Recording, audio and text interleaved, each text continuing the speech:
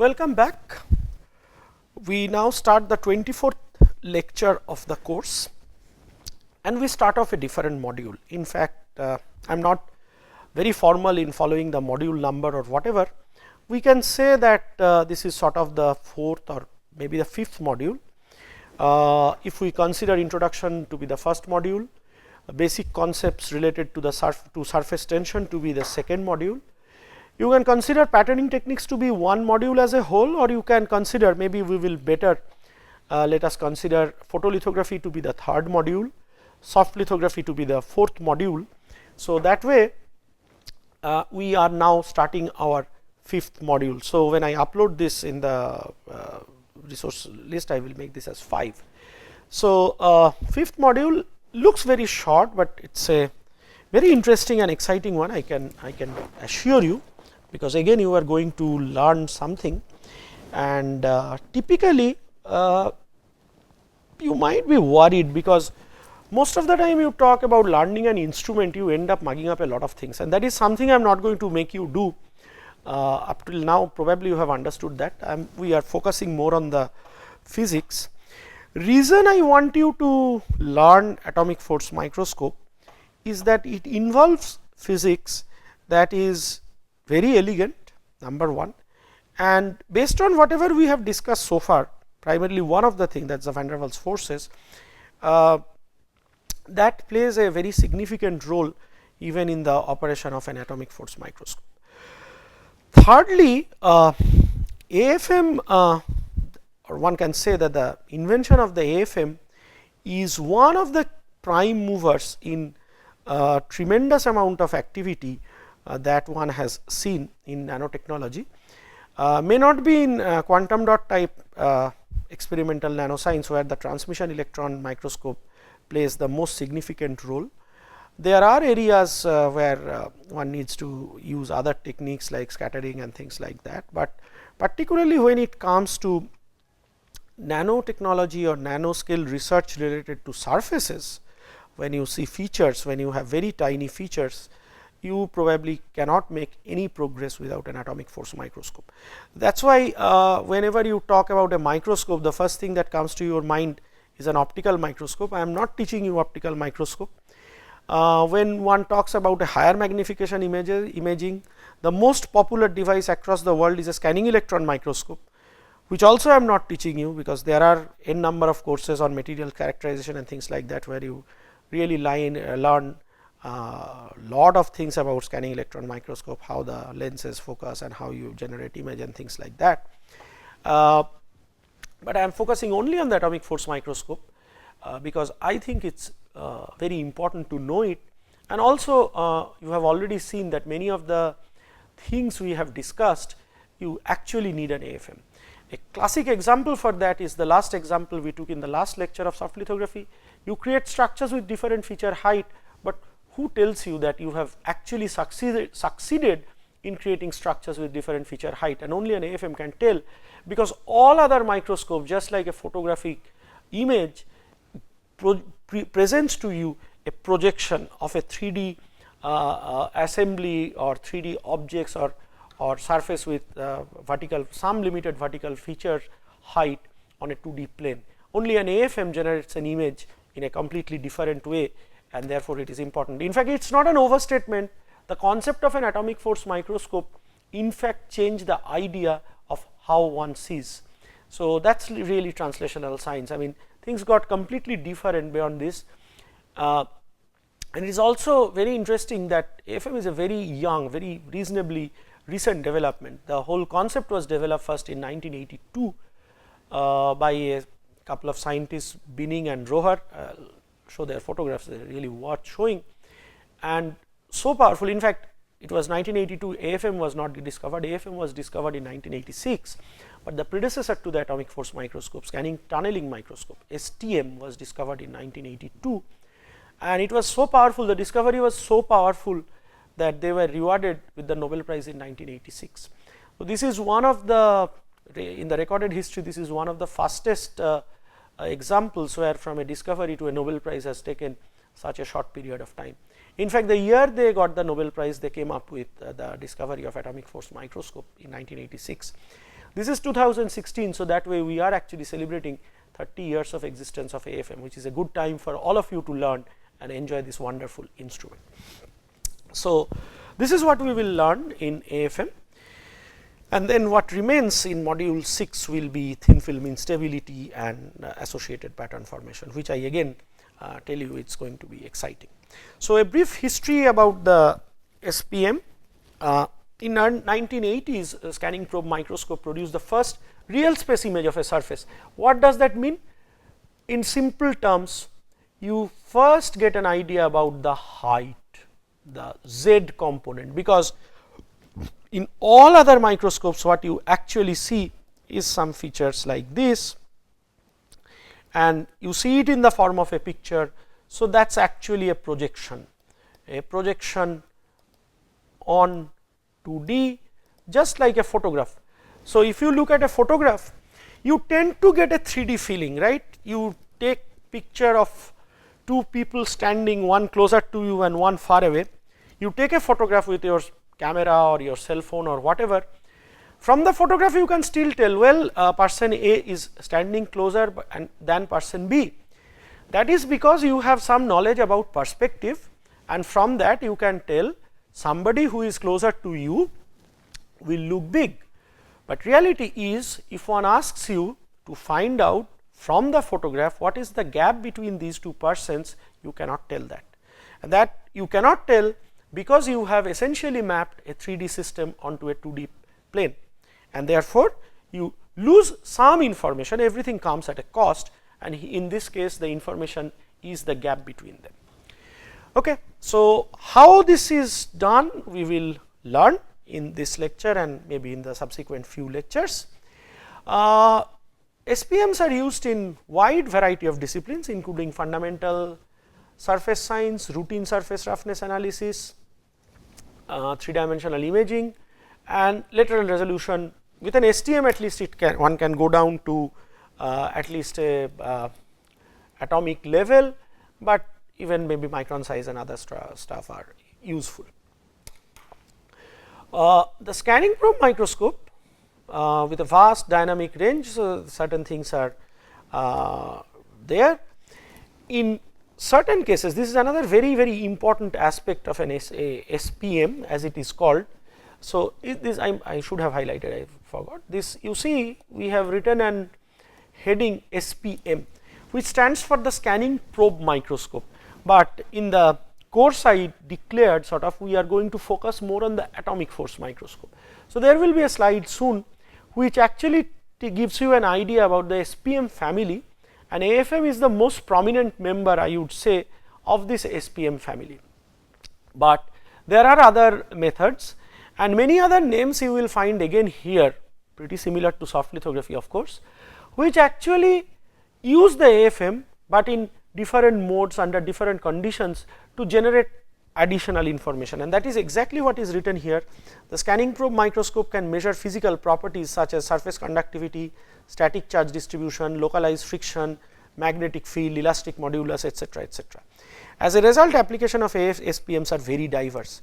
Having said that, I must admit that I am not an expert in an AFM, and all I will do is in this course I will give you a basic glimpse about the function of the basic functions of an atomic force microscope with some idea about some of the advanced features, but one can easily run a full 40-hour course on different aspects of an atomic force microscope, and obviously due to constraint of time I can't do that, and that will not be such a general course, it will require specialized knowledge. So, please do not expect that, please do not feel that since you have heard 4 or 5 lectures by me on AFM and maybe some very basic sketchy idea about the STM that you have become an expert. That is not the case, but my whole idea is essentially to give you a platform so that you know how an AFM works, and if you really want to build your career or want to go deeper, I think this course will provide you some bit of platform from which you can start integrating your knowledge. So, how does it work? I mean, again coming back to what I just said. So, AFM was discovered in 1986. So, we are in fact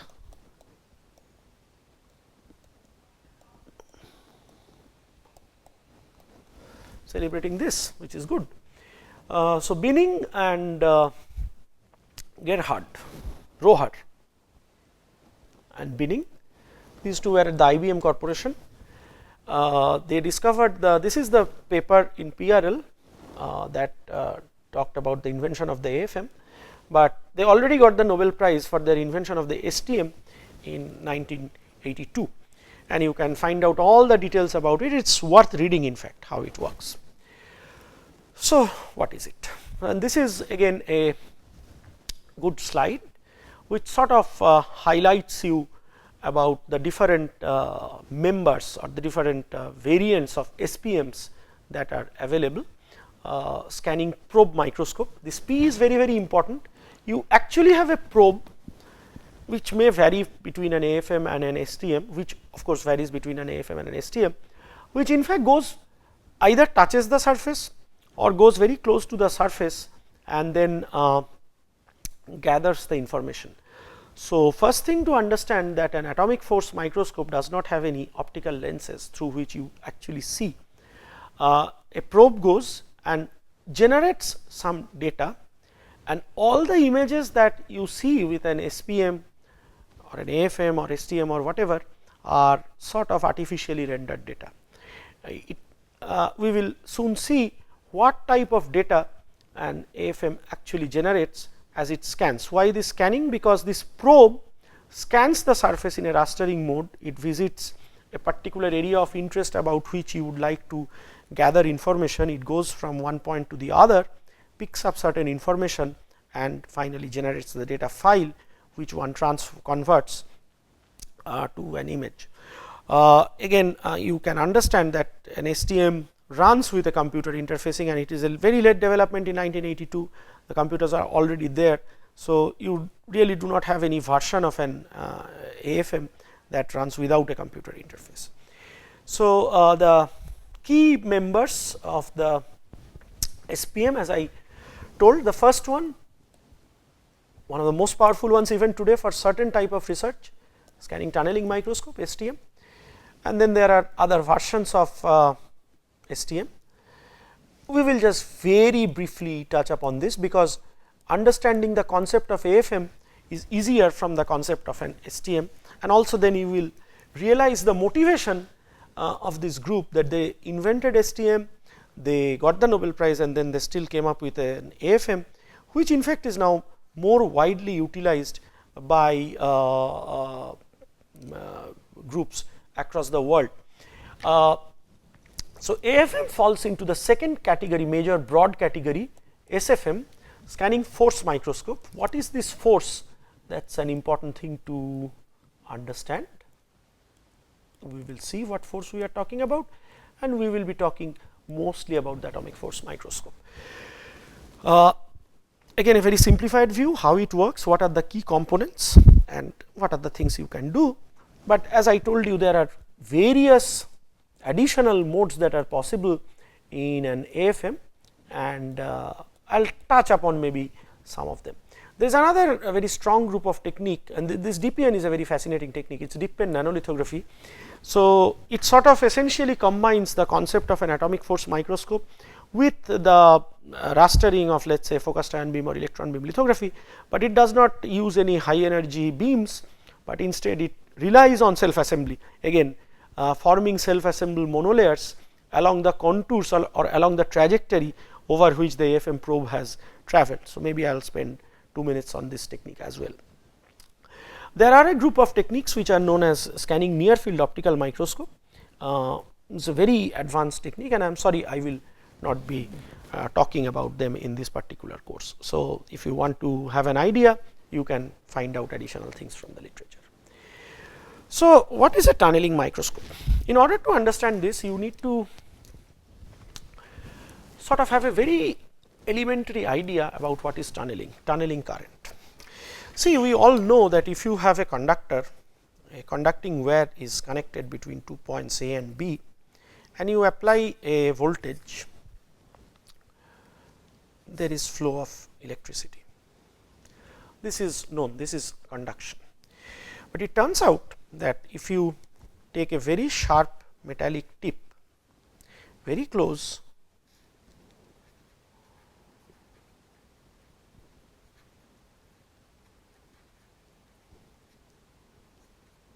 very close to a metallic surface,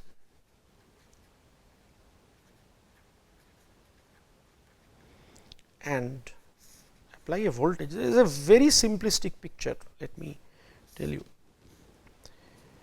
Apply a voltage, there might be some electrons flowing from the tip, maybe this is what it tells.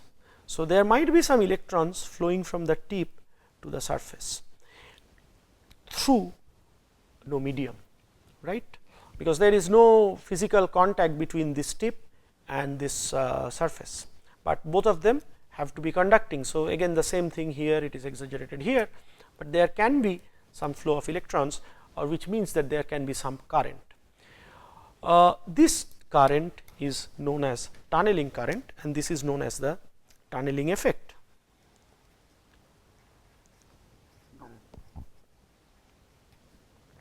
Again, this is like a schoolboy's idea about what is tunneling current, but for our context I think that is more than enough. Quick thing to know, of course, tunneling current is seen when the tip is in very close proximity with the surface.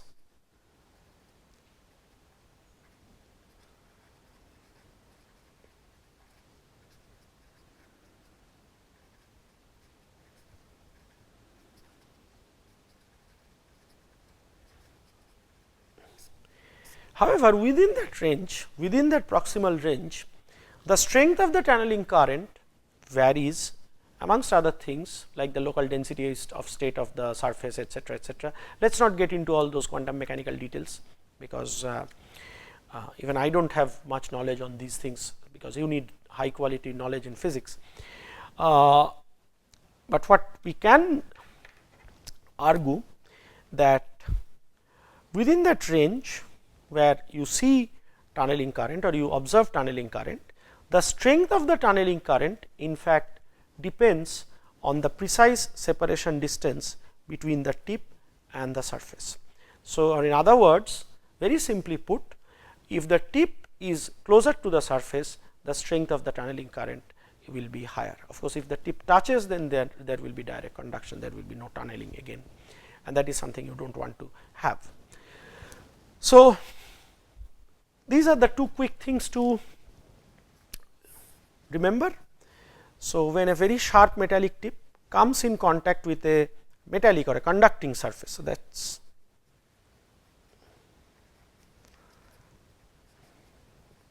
there is tunneling,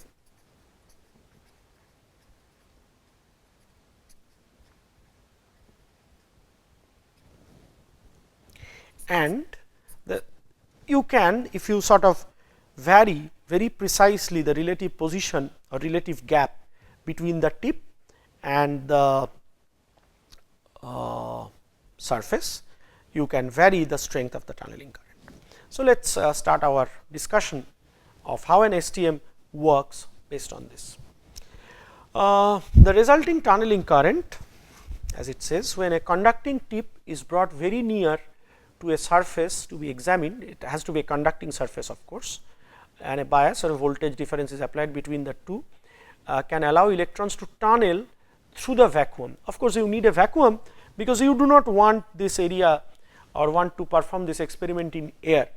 Why? Because the electrons which are tunneling, if you have air molecules present, they might collide with the air molecules and get scattered, which you do not want to have. Therefore, typically an STM is a high vacuum instrument, it operates under high vacuum. The resulting tunneling current is a function of the tip position, that is how close or far away it is, applied voltage and the local density of states of the sample. What information is acquired, we will talk later. STM can be a challenging technique. In fact, it turns out one of the reasons why AFMs have become more popular, one must understand, is one of the thing is that it sort of eliminates one major limitation of an STM. I do not know whether you have noticed while I have been discussing, and that limitation is the basic physics allows an STM to run only for a conducting sample and not for all other types of materials. So, that is indeed a limitation. AFM in fact, as you will see, circumvents that problem. In fact, that was one of the key motivations for the development of AFM. The STM was there, it was such a wonderful technique, but it was only limited to metallic surfaces. But the other thing is that STM really is a very sensitive instrument, and AFM is a much less sensitive instrument. It does not require vacuum or any sample preparation or things like that, and therefore, it has become very versatile and is quite popular. So, how does an STM work? Well, STM in fact works. Let us read what is written there. I am going a bit slowly because it is a completely new topic. So, STM can work in two modes. Let us read and then we will understand. It is very simple. Either it is a constant height mode or constant current mode. Let us not read all this. Let us move on. So, what we mean by a constant height mode? This is the schematic of a constant height mode.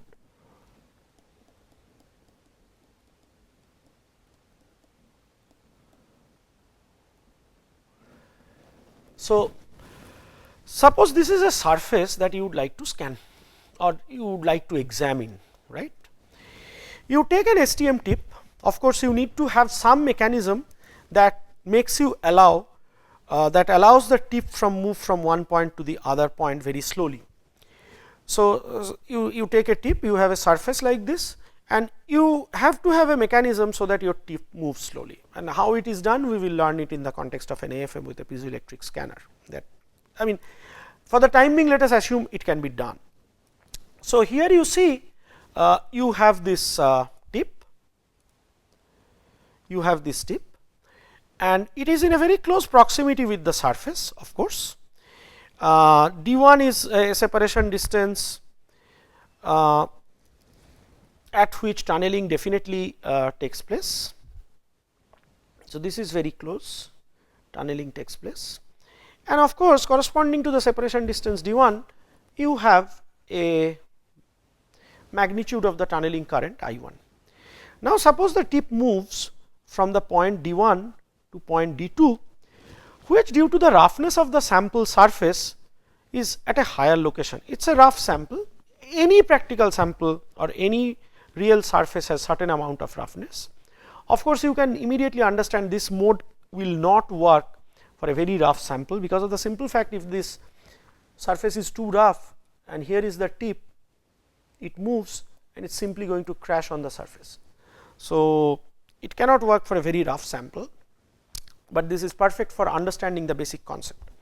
So, as the tip now moves from point D1 to point D2, what happens? What happens is in fact very interesting. Let us need some space, or maybe I will use it here.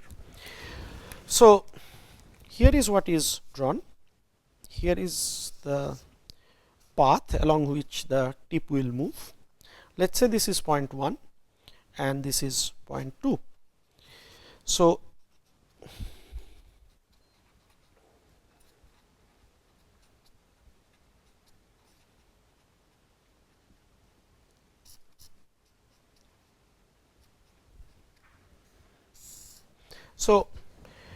at point 1 separation is D1, and let us say the corresponding tunneling current is IT1, right.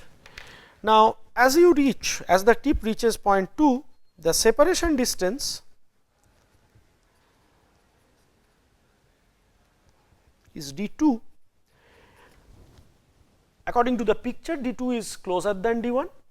So, therefore, what you expect, the tunneling current IT2 is going to be greater than IT1. So, in this process, you can generate a data set for every point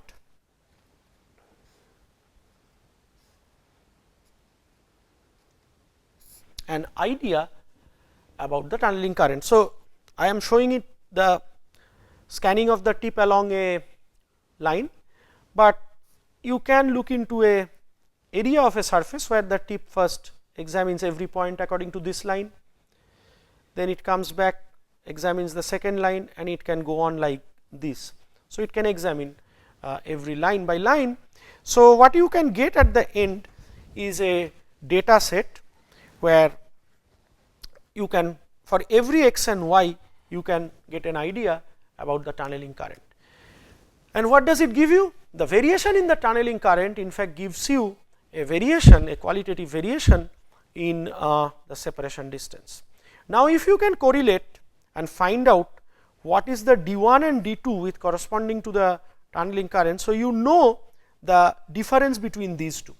So, that in fact gives you an idea about how much this delta I t corresponds to in terms of delta d, and in the process what do you get now? You now get the maximum and minimum locations or variation in the maximum. What I mean is with respect to any datum, let us say it started from here and this is the surface. So, you now know with respect to this point, if let us say at 1 1 you have a value of I t. So, you add a fourth column, whatever is the height, if this is 0. So, you can get some numbers plus 2.3 minus 1.7 and something like that, and you can in fact get a full 3D image of the surface. How it converts I will discuss later, but this is sort of in a nutshell the idea that if the tip even scans along a constant height, and because of the roughness, since every point on the surface is at a different separation distance from the tip, that leads to variation in the tunneling current, and you can simply record this variation in the tunneling current, and you will get a map about the idea of how I varies as x and y, let us say, and that sort of qualitatively straight away reflects the topography of the surface, which you can with some using some relation how the tunneling current scales with there are relations available with the separation distance, you can in fact get a true topographic image. But there are limitations of this constant height mode, and one of the limitation is that it cannot handle a rough surface, because the difference in the height must be very less. None of the points should come and collide with the tip, because then it will crash.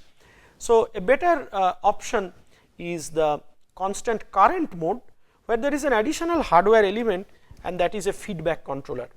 So, I think I am running out of time in this particular class. So, in the next class I will start from here and then move on to an AFM. Thank you.